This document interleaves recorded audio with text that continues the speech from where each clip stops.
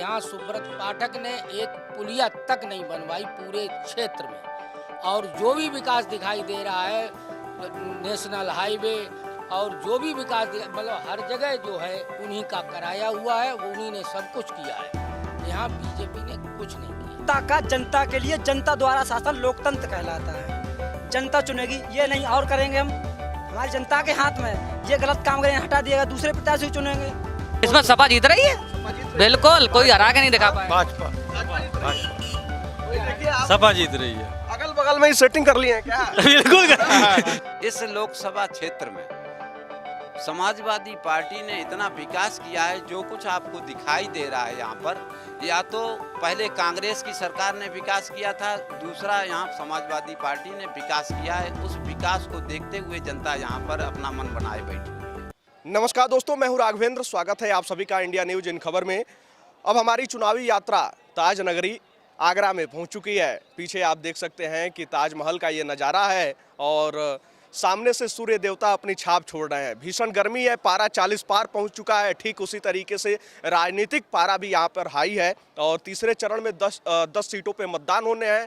उन 10 सीटों पर भ्रमण करके हम लोग आगरा पहुंच चुके हैं। तो अब समझेंगे कि उन 10 सीटों पर क्या राजनीतिक समीकरण है, क्या कुछ हो सकता है। तो सर, जिस तरीके से अभी हम लोग आगरा पहुँच चुके हैं, आगरा और फतेहपुर सीकरी, इन सीटों पर क्या माहौल है? देखिए, यहाँ की सीटों पे देखने से साफ साफ लग रहा है कि जो एसपी बघेल बीजेपी के कैंडिडेट हैं, केंद्रीय मंत्री भी हैं, पिछला चुनाव 2 लाख प्लस वोटों से जीते थे। तो आगरा सीट पे जितना हमने लोगों से बातचीत किया है, वहाँ पे समाजवादी पार्टी का वो वाला असर नहीं दिख रहा है जो बगल की सीटों पे दिख रहा है। तो वहाँ उन्होंने जो समाजवादी पार्टी ने उतारा है सुरेश चंद्र करदम को, और मायावती कल यहाँ आई थी, बसपा सुप्रीमो पूजा अमरोही चुनाव लड़ रही हैं। तो ऐसा नहीं लग रहा है कि एसपी बघेल के रास्ते में कोई बहुत मुश्किल आने वाली है। बहुत आसान तो नहीं कहेंगे, लेकिन बहुत मुश्किल आने वाली है, ऐसा यहाँ के फिजाओं में या लोगों से बातचीत करके नहीं लगा है। बिल्कुल। और फतेहपुर सीकरी पड़ोस की सीट है। फतेहपुर सीकरी का समीकरण थोड़ा अलग हो रहा है। पिछली बार जो वहाँ से राजकुमार चाहर जीते थे, वो लगभग 4,95,000 से दूसरी बड़ी जीत थी। इस बार क्या हुआ है कि उनसे नाराजगी है। बीजेपी ने उनको टिकट दे दिया है और उधर से वो सीट गई है कांग्रेस के खाते में। जो रामनाथ सिकरवार हैं, रामनाथ सिंह सिकरवार, जिन्हें कि फौजी भी कहा जा रहा है, वो हैं, उनकी इमेज काफ़ी अच्छी है। और बीएसपी ने जो बड़ा दांव चला है, वहाँ से ब्राह्मण कैंडिडेट उतार दिया है रामनिवास शर्मा को, उनकी भी इमेज बहुत अच्छी है। तो यहाँ पे जो समीकरण बन गया है वो जाट, ठाकुर और ब्राह्मण का, इसमें वो घिर गए हैं। इसकी 2 वजह है। एक तो उनका उपलब्ध ना होना, और दूसरी वजह है कि उन्हीं के पार्टी के बाबूलाल वहीं से फतेहपुर सीकरी से विधायक हैं बीजेपी के, उनके बेटे हैं रामेश्वर, वो बगावत करके निर्दलीय चुनाव लड़ गए हैं। तो उसका असर ये हुआ कि जाट वोटों में बंटवारा हो रहा है। हालांकि बीजेपी उसको मैनेज करने की कोशिश कर रही है, लेकिन राजकुमार चाहर के लिए मुश्किल बढ़ गई है। और जो उनके समर्थक हैं, यानी कि जो उनके वोटर्स हैं, वो भी इस बात को कह रहे हैं कि अब पहले वाली बात तो नहीं आने वाली है। बेशक सीट निकाल ले जाएं, लेकिन वो घिरे हुए से तो दिखते हैं, मार्जिन कम हो जाएगा। यानी कि वोटों का तुष्टीकरण हो रहा है, लेकिन उतना प्रभाव नहीं पड़ रहा है। नहीं पड़ रहा है, लेकिन वो उनको कह सकते हैं कि वो 2 तरफ से घिरे हैं, एक लोगों की नाराजगी और दूसरी पार्टी में बगावत। बिल्कुल। तो देखिए, ये आगरा के पास की जो सीटें हैं, आगरा और फतेहपुर सीकरी, और हम लोग जब यात्रा शुरू किए थे तो सबसे पहले संभल में गए थे। वहाँ क्या क्या कहेंगे? देखिए, पश्चिमी उत्तर प्रदेश में तीसरे चरण में जो चुनाव होने जा रहा है, उसमें 10 सीटें इसमें कवर हो रही है। ये वो बेल्ट है जो कि समाजवादी पार्टी का गढ़ माना जाता है। चाहे मैनपुरी की बात कर लीजिए, फिरोजाबाद के, कन्नौज की, बदायूं की, संभल की, ये सब उनके गढ़ हैं। तो बात करें यदि संभल की, तो शफीकुर रहमान बर्क का अभी निधन हुआ है, तो एक तो वो फैक्टर काम कर रहा है कि कहीं ना कहीं सहानुभूति है। और जियाउर रहमान बर्क, उनके पोते हैं, वो चुनाव लड़ रहे हैं, वो वहीं के बगल वाली सीट से जो है विधायक हैं। तो ऐसा भी नहीं है कि एकदम नौसिखियाँ हैं, जानते हैं, समझते हैं। तो सहानुभूति लहर और प्लस उनका वहाँ पे उपलब्ध होना, आवाज़ उठाना, AIM का कैंडिडेट न उतारना, सब उनके लिए जो है कहीं ना कहीं पॉजिटिव फैक्टर बन के काम कर रहे हैं। बिल्कुल। यानी कि संभल में जो है समाजवादी पार्टी हावी है। जियाउर रहमान बर्क अपने हिसाब से जो है चुनाव प्रचार में लगे हुए हैं। और उसके बाद बरेली की बात करते हैं। बरेली में संतोष गंगवार का टिकट कटा, उसका जो है नाराजगी भी उनके समर्थक दिखा रहे हैं, लेकिन अब क्या माहौल बन रहा है क्योंकि मोदी जी की रैली भी हो गई है। देखिए, बरेली की बात करेंगे तो संतोष गंगवार का टिकट कटना, पिछली बार जब उनको टिकट मिला, वो चुनाव जीते तो केंद्र में प्रतिनिधित्व नहीं मिला सरकार में, वहाँ तक तो वो पी गए। लेकिन अब की बार ये कहा जा रहा है कि संतोष गंगवार और उनके समर्थकों में नाराजगी रही। छत्रपाल गंगवार को बीजेपी ने टिकट थमाया है। उधर से जो है प्रवीण सिंह ऐरन, जो कि समाजवादी पार्टी कांग्रेसी सब रहे हैं, अब कांग्रेस से वहाँ पे वो ताल ठोक रहे हैं। लड़ाई वहाँ पे मैं अभी आज की स्थिति में कह सकता हूँ कि अच्छी है। अब प्रधानमंत्री की रैली के बाद निश्चित रूप से थोड़ी सी हवा बदली है, तो थोड़ा वहाँ के लिए ना वेट करना होगा कि आखिरकार बरेली क्या फैसला सुनाता है। बिल्कुल, क्योंकि यही प्रवीण सिंह ऐरन है जो 2009 में झटका दे गए थे। झटका दे गए थे, और अभी भी वहाँ के लिए, चूंकि उनकी पत्नी वहाँ की महापौर रह चुकी हैं, तो मजबूत कैंडिडेट हैं। मतलब आप उनको इग्नोर नहीं कर सकते। बिल्कुल, तो बरेली सीट पे जो है भाजपा का एक तरफा कब्जा रहा है 89 से लेकर अभी तक। एक बार 2009 के समय में जो है ये सीट हाथ से गई थी। उसके बाद अगर बदायूं की बात की जाए, बदायूं का चुनाव भी बड़ा दिलचस्प हो गया है। बाप बेटा यानी कि जो है शिवपाल यादव और आदित्य यादव एकदम डेरा डाले हुए बैठे हैं, और उधर से दुर्जय सिंह साक्य। देखिए, बदायूं के बारे में दो तरह की बातें हो रही है। एक तरफ तो बात ये हो रही है कि आदित्य यादव काफ़ी मेहनत कर रहे हैं, शिवपाल यादव मेहनत कर रहे हैं, अखिलेश भी जा चुके हैं वहाँ कई बार, तो उनकी सीट निकल भी सकती है। लेकिन ये भी कहा जा रहा है कि शिवपाल सिंह यादव ने बहुत होशियारी से वो सीट नहीं लड़ी। उसकी वजह यह है कि एक तो वो अपने बेटे को इस्टेब्लिश करना चाहते थे, वो खुद लखनऊ की राजनीति में रहना चाहते हैं, बेटे को दिल्ली भेजना चाहते हैं। उनके जो बेटे हैं, उन आदित्य यादव, उनका ये पहला चुनाव है, और इसी सीट के लिए, इसी चुनाव के लिए एक तरह से आप कह सकते हैं कि अखिलेश यादव से उनका पंगा हुआ था। क्योंकि बाकी सब तो उन्होंने अपना पॉलिटिकल करियर देख लिया, शिवपाल सिंह यादव ने जहाँ तक जाना था पहुँच चुके हैं। लेकिन वो अपने बेटे को इस्टेब्लिश करना चाहते थे, और अखिलेश यादव उसके लिए तैयार नहीं थे, क्योंकि 2016 का झगड़ा था।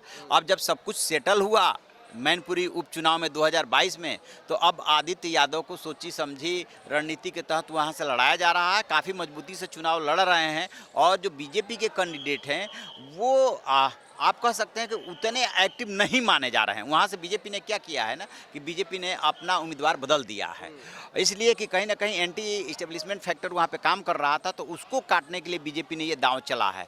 तो बदायूं की जो 4-5 समाजवादी पार्टी मजबूती से सीटें लड़ रही है, उसमें एक बदायूं भी शामिल है, तो वहाँ साइकिल दौड़ भी सकती है। बिल्कुल, तो देखिए बदायूं का चुनाव बड़ा दिलचस्प होने वाला है, और उसके बाद जिस सीट की बात करने वाले हम लोग हैं, उस सीट पर सबकी निगाहें हैं, क्योंकि वहाँ से समाजवादी पार्टी की साख भी दांव पर लगी हुई है, और बीजेपी इस गढ़ को भेदना चाहती है, क्योंकि यही एक गढ़ बचा हुआ है। आप समझ ही गए होंगे कि मैं मैनपुरी की बात कर रहा हूँ, और ये मैनपुरी सीट जिसको भेदने के लिए गृह मंत्री अमित शाह भी पहुंचे, योगी आदित्यनाथ भी पहुंचे, रोड शो भी हुआ, और उसके बाद आखिरी समय में अखिलेश यादव का रोड शो और मैनपुरी की हवा। देखिए, मैनपुरी में लड़ाई इस बात को लेकर के हो रही है कि अब पिछली बार क्या किया था कि उन्होंने साक्य को उतारा था, जो रघुराज सिंह साक्य को, जो मुलायम सिंह यादव के ही शिष्य थे। अब की बार बीजेपी तब जो है ये उनकी पत्नी डिम्पल यादव, अखिलेश की पत्नी डिम्पल यादव और मुलायम सिंह यादव की बहू 2,88,000 मतों से जीत गई थी। उस चुनाव को भी हम लोग कवर करने के लिए आए थे कि किस तरीके से मुलायम सिंह यादव को श्रद्धांजलि देने के लिए उनके समर्थक बेताब थे, और माना गया कि वो चुनाव जो है श्रद्धांजलि स्वरूप था, इसलिए इतने बम्पर मतों से उनकी जीत हुई। लेकिन इस बार के समीकरण में क्या हुआ है कि बीजेपी ने जयबीर सिंह को, जो कि प्रदेश में मंत्री हैं और घाट घाट का पानी पिए हैं, चाहे सपा हो चाहे बसपा हो, सब जगह वो रह चुके हैं, और उनको उतार दिया है। और जयबीर सिंह फिरोजाबाद से आते हैं, तो वो जो है काफ़ी मजबूती से चुनाव लड़ा रहे हैं। और मैनपुरी में सिर्फ यादवों का नहीं, ठाकुरों का भी वर्चस्व है, तो उसको भी वो कहीं ना कहीं अपने पाले में करके अपनी स्थिति को मजबूत कर रहे हैं। तो ये नहीं कह सकते कि एकदम एक तरफा मामला है। जयबीर सिंह मजबूती से चुनाव लड़ रहे हैं। ये बीजेपी की पूरी कोशिश है कि जो ये समाजवादी पार्टी का गढ़ माना जाता है, इस गढ़ को तोड़ा जाए। यदि नहीं तोड़ पाए तो मार्जिन को कम करके वो किसी तरीके से उसको हिलाने की कोशिश करेंगे। बिल्कुल, तो देखिए सपा का एक ही गढ़ बचा हुआ है मैनपुरी, और उस गढ़ को भी बीजेपी भेदना चाहती है। लेकिन इसके बाद जिस सीट पर हम लोग गए, वहाँ की हवा बहुत कुछ कह रही थी, क्योंकि एटा जो कल्याण सिंह का गढ़ भी माना जाता है, राजू भैया का जलवा वहाँ भी नजर आया। देखिए, एटा की परिस्थिति एकदम अलग है, वो लोध बहुल सीट है, और कल्याण सिंह का लोधों में बहुत ही एक तरह से कहिए कि आप सम्मान है। तो राजवीर सिंह वाली सीट पे जब हम लोग घूम रहे थे, तो जितना देखा, रोड शो वगैरह देखा और भी बातचीत की, राजवीर सिंह की सीट पे नहीं लगता है कि कोई खतरा है। वो इस बार हैक्टिक लगाने के लिए उतरे हैं। उनके बेटे प्रदेश में मंत्री हैं संदीप सिंह, वो भी जोर लगा रहे हैं, तो वहाँ पे कोई दिक्कत नज़र नहीं आ रही है। बिल्कुल, और इसके बाद जो सीट सामने आई फिरोजाबाद के, जहां पर पिछले चुनाव में चाचा भतीजा ही आमने सामने थे और चाचा के कारण ऐसा कहा जा रहा है कि भैया भतीजा तो हार गया था, लेकिन इस बार चाचा तो अपने पाले में आ चुके हैं। और फिरोजाबाद की हवा क्या कह रही है? देखिए, फिरोजाबाद में अक्षय यादव जो पिछला चुनाव हारे थे वो 28,000 के आसपास से हारे थे और चाचा शिवपाल यादव को जो वोट मिला था वो 91,000 के आसपास वोट मिला था। तो निश्चित रूप से ये रामगोपाल यादव भी बोल चुके हैं, जब इनके अच्छे रिश्ते नहीं थे तो, कि शिवपाल यादव की वजह से वो सीट हार गए थे। अब की बार बीजेपी ने क्या किया है कि वहाँ पे जो जादौन उनके एमपी थे उनके खिलाफ लोगों की नाराज़गी थी, लिहाजा उनका टिकट काट करके विश्वदीप सिंह जो कि कभी बहुजन समाज पार्टी में हुआ करते थे उनको टिकट दिया है। बीजेपी ने एक तीर से दो निशाना साधा है, यहाँ पे फिरोजाबाद में और मैनपुरी में दोनों जगह पे ठाकुरों को टिकट दिया है। क्योंकि राजपूतों में नाराज़गी की खबर आ रही थी बीके सिंह का टिकट कटने से और उधर सहारनपुर में न मिलने से, उसको बीजेपी ने साधने की कोशिश की है और विश्वदीप सिंह को उतारा है। अब देखने वाली बात यह है कि उन्होंने जो कैंडिडेट बदला है वो फैक्टर कितना काम करता है, क्योंकि समाजवादी पार्टी तो ये काउंट कर रही है कि पिछला चुनाव हम बहुत कम वोटों से हारे थे, शिवपाल यादव ने हराया था, शिवपाल यादव इस बार साथ में है और पिछली बार सपा बसपा का गठबंधन था तो इस बार इंडी गठबंधन है, लिहाजा कोई दिक्कत नहीं होनी चाहिए। और आपने देखा भी वहाँ पे कि अक्षय यादव के समर्थकों में कितना जोश है। बिल्कुल, लेकिन सब कुछ निर्भर करेगा कि बसपा किस दमखम के साथ चुनाव लड़ती है। हाँ, आपने ये भी गौर किया होगा कि जिन सीटों पे भी हम लोग घूम रहे हैं उनमें से बसपा मुकाबले को त्रिकोणीय बना रही है। ये बात अलग है कि वो कितने सीटों पे जीत पाती है, लेकिन किसी को भी हराने के लिए उसका वोट प्रतिशत बहुत मायने रखता है। तो स्वाभाविक सी बात है कि बसपा का जो वोट है वो माना जा रहा है कि वो इंडी गठबंधन के नज़दीक है। तो यदि वो उधर से मजबूती से चुनाव लड़ते हैं, वोट काटते हैं, तो स्वाभाविक रूप से इसका बीजेपी को फायदा मिलेगा। बिल्कुल, हाथरस का भी मुकाबला बड़ा ही दिलचस्प है। हाथरस का मुकाबला दिलचस्प है, लेकिन मुझे नहीं लग रहा है कि बीजेपी को वहाँ कोई दिक्कत आने वाली है। हाथरस और आंवला दोनों जगह पे मामला जो लड़ाई है वो दिलचस्प है, लेकिन बीजेपी को उतनी दिक्कत नहीं आने वाली है। 5 सीटें ऐसी है जहाँ पे कि साफ साफ दिख रहा है कि समाजवादी पार्टी झंडा गाड़ने की कोशिश करेगी।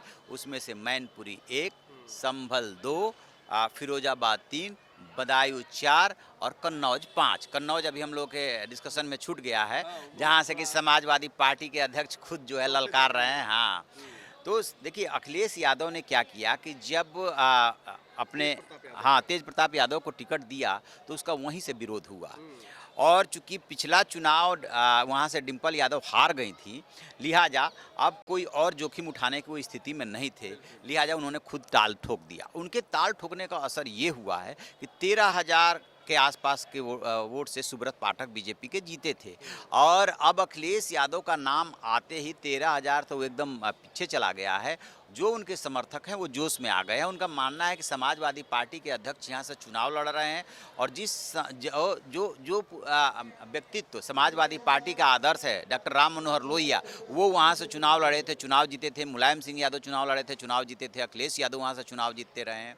तो वो जो है साफ साफ हवाएं वहाँ की जो फिजा है वो बोल रही है कि अखिलेश यादव का पलड़ा वहाँ पे भारी साफ साफ दिख रहा है। बिल्कुल, तो देखिए जिस तरीके से पहले चरण का मतदान हुआ वो भी ऐसा लग रहा था कि मुकाबला जो है बराबरी का है, एकदम टक्कर का। दूसरे वाले में भाजपा थोड़ा हावी नजर आ रही थी, लेकिन ये तीसरे चरण का जो मतदान है 10 सीटों पर, यहाँ पर भी मुकाबला बड़ा दिलचस्प होता हुआ नजर आ रहा है। 50-50 के तरीके से ये मुकाबला जा रहा है। यहाँ पे ऐसा नहीं कहा जा सकता है कि मुकाबला एक तरफा जा रहा हो। खैर, आपको क्या लगता है किन सीटों पर समाजवादी पार्टी बाजी मारेगी, यानी कि इंडी गठबंधन, और किन सीटों पर जो है बीजेपी हावी हुई नजर आ रही है? आपके हिसाब से आप अपनी राय कमेंट बॉक्स में हमारे साथ जरूर साझा कीजिएगा।